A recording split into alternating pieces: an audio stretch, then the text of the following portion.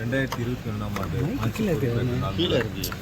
கரூர் மாவட்டத்தினுடைய வளர்ச்சிகளுக்கு பல்வேறு வளர்ச்சி திட்டங்களையும் நிதிகளையும் தொடர்ந்து வழங்கி வருகின்றார்கள். அந்த வகையில் கரூர் மாநகராட்சிக்குட்பட்ட பகுதிகளில் புதிய குடிநீர் திட்டப் பணிகள், தார் சாலை அமைத்தல், சாக்கடை அமைத்தல் உள்ளிட்ட பல்வேறு பணிகளுக்கு தொடர்ந்து நிதிகளை முதலமைச்சர்கள் வழங்கி வருகின்றார்கள். நடந்து கொண்டிருக்கின்ற சட்டமன்றத்தினுடைய கூட்டத்தொடரில் நகராட்சி நிர்வாகத்துறையின் சார்பில் 92 கோடி ரூபாய் மதிப்பிலான குடிநீர் திட்டப் பணிகளுக்காக அறிவிப்பு வெளியிடப்பட்டிருக்கின்றன. விரைவில் அதற்கான பணிகளை தொடங்குவதற்கு தயாராகி வருகின்றன.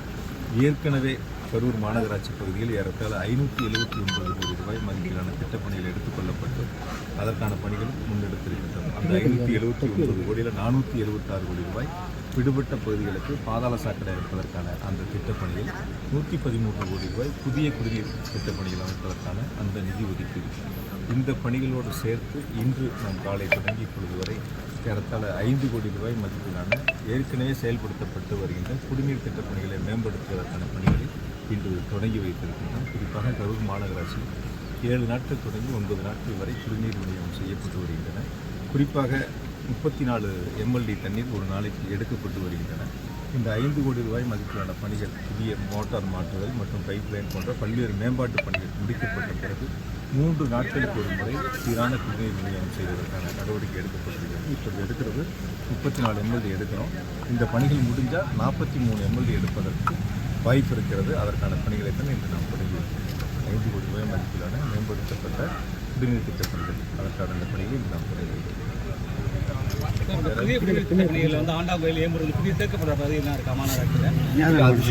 ஏற்கனவே இருக்கக்கூடிய மாநகராட்சி பகுதியில் மட்டும்தான் சேர்க்கப்பட்டிருக்கு.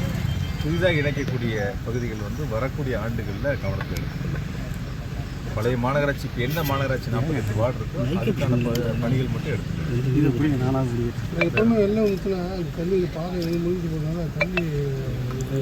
நல்ல ஒரு சிறப்பான ஒரு கேள்வி கேட்டீங்க. பல ஆண்டுகால கோரிக்கை அது. ஒவ்வொரு முறையும் அமராவதி ஆட்சி வெள்ளப்பெருக்கு வருகின்ற பொழுது குடிநீர் அடித்து செல்லப்பட்டு அதை சீரமைப்பதற்கு ஏறத்தாழ ஒரு வார காலம், 10 நாட்கள், 15 நாட்கள் என்று தொடர்ந்து அந்த பணிகளை ஒவ்வொரு ஆண்டும் செய்யக்கூடிய சூழல் இருப்பதை மாற்றி இந்த ஆண்டு மாண்பு முதலமைச்சர்கள் அதற்காக 10 கோடி ரூபாய் நிதிகளை வழங்கியிருக்கிறார்கள். அதற்கான அறிவிப்பும் வெளியிடப்பட்டிருக்கின்றன. விரைவில் அந்த பணிகள் டெண்டர் கோரப்பட்டு டெண்டர் முடிந்த பிறகு அந்த பணிகள் மேற்கொள்ளப்படும். முதல் முறையாக ரொம்ப ஒரு பிரச்சனை அது. 10 கோடி ரூபா அதற்காக நிதிகள் ஒதுக்கீடு செய்யப்பட்டிருக்கின்றன. மிக சிறப்பாக அந்த பணிகளை மேற்கொள்ள கோயம்பள்ளி மேலப்பாளையத்தில் அந்த ரிங் ரோட்டோட சுற்றுவட்ட சாலையோடு சேர்த்து அந்த பணிகள் எடுத்துக்கொள்ளப்பட்டிருந்தன. சுற்றுவட்ட சாலையிலிருந்து பிரித்து இப்பொழுது அந்த 900 மீட்டர் இணைப்பு சாலை அமைப்பதற்காக அந்த பணிகள் மட்டும் சரியாக பிரித்து எடுத்து விரைவாக அந்த பாலத்தை திறந்துட வேண்டும் என்பதற்காக. இல்லை, ரிங் ரோடுன்னு போகும்போது நிலம் எடுக்கக்கூடிய பணிகளாக இருக்குது, கொஞ்சம் அது காலதாமதம் ஏற்படும் என்பதனால் இந்த கோயம்பள்ளி மேலப்பாளையம் பாலத்தினை மட்டும் விரைந்து முடிக்க வேண்டும் என்பதற்காக தனியாக குழு சட்டமன்றத்தினுடைய கூட்டப்பட்டது. நெடுஞ்சாலைத்துறை அந்த மானிய கோரிக்கையில் அறிவிப்புகள் வெளியிடப்பட்டிருக்கின்றன. விரைவில் அந்த பணிகள் முடிக்கப்படும். அரசியல் கேள்விகள் வேண்டாம். மாவட்ட ஆட்சியர், அரசு துறை அதிகாரிகள், அதனால் அரசு சார்ந்த கேள்விகளை முன் வச்சுக்கலாம். திருமானூரில் புதிய பேருந்து நிலையம் மிக விரைவாக பணிகள் நடைபெற்று கொண்டிருக்கின்றன. அந்த பணிகளுடைய காலதாமதத்திற்கு யார் காரணம் என்பது உங்களுக்கு தெரியும், நாட்டு மக்களுக்கும் தெரியும்.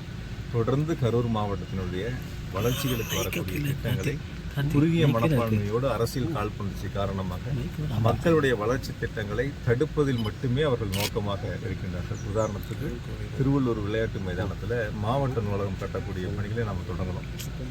அந்த இடங்கள் பார்க்கிங் வசதி நமக்கு ஈஸியாக இருக்கும். போட்டித் தேர்வுக்கு தயாராகக்கூடியவங்களுக்கு ஒரு பெரிய ஹாலோடு சேர்த்து கட்டும்போது அவர்களுக்கு அந்த வகுப்புகள் எடுப்பதற்கு ஒரு வசதியாக இருக்கும் என்பதற்காக ஒரு சிறப்பு நிதிகளை கொண்டு அந்த பணிகளை முன்னெடுத்தோம். அது கூட நீதிமன்றத்திற்கு சென்று அது தடையாணையை பெற்று அதையும் கட்ட விடாமல் தடுத்தார்கள். இப்பொழுது நீதிமன்றத்தின் மூலம் வென்று அந்த பணிகளை மீண்டும் நாம் தொடங்கி இருக்கிறோம். இப்படி ஒவ்வொரு பணிகளாக நாம் போராடி தான் கரூர் மாவட்டத்தில் செய்ய வேண்டியது இருக்குது. அவங்களும் செய்ய மாட்டாங்க, அவங்க எதையும் செய்யவும் இல்லை.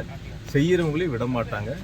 கோர்ட்டுக்கு போகிறது, வழக்கு தாக்கல் செய்கிறது. அப்போ நம்ம ஒவ்வொரு முறையும் கோர்ட்டில் போய் அரசு சார்பில் அதை போராடி வாதாடி அதை வென்று அந்த பணிகளை மேற்கொள்ளக்கூடிய சூழல் இருக்குது. எனவே புதிய பேருந்து நிலையத்தை பொறுத்தவரை ஏறத்தாழ 50 விழுக்காட்டுக்கு மேல் பணிகள் முடிஞ்சிருக்கு. மீதம் இருக்கக்கூடிய பணிகள் நடைபெற்று கொண்டிருக்கின்றன. ஒரு 3 மாத காலத்திற்குள், 3 அல்லது 4 மாத காலத்திற்குள் அந்த பணிகள் முடிக்கப்பட்டு பொதுமக்களுடைய பயன்பாட்டுக்கு மாண்பு முதலமைச்சர்கள் திறந்து வைத்துள்ளார்கள். காவிரி ஆற்றின் புதுதாக ஏதாவது அணைக்கட்டும் திட்டம் எதாவது இருக்குங்க? ஏற்கனவே 2 திட்டங்கள் முன்னெடுக்கப்பட்டு அரசுக்கு முன்மொழிவு அனுப்பப்பட்டிருக்கு. ஒன்று நெரூர் பகுதியில், இன்னொன்று வந்து மருதூர் பகுதியில். 2 இடங்கள், ஒன்று 700 கோடி, ஒன்று 750 கோடிக்கு அரசு கருத்துரை ஏற்படுத்து. நிதி வந்து கூட இருக்குது. ஒன்று 750 கோடி, ஒன்று 700 கோடி. அது வரக்கூடிய ஆண்டுகளில் அரசு பரிசீலிக்கும்.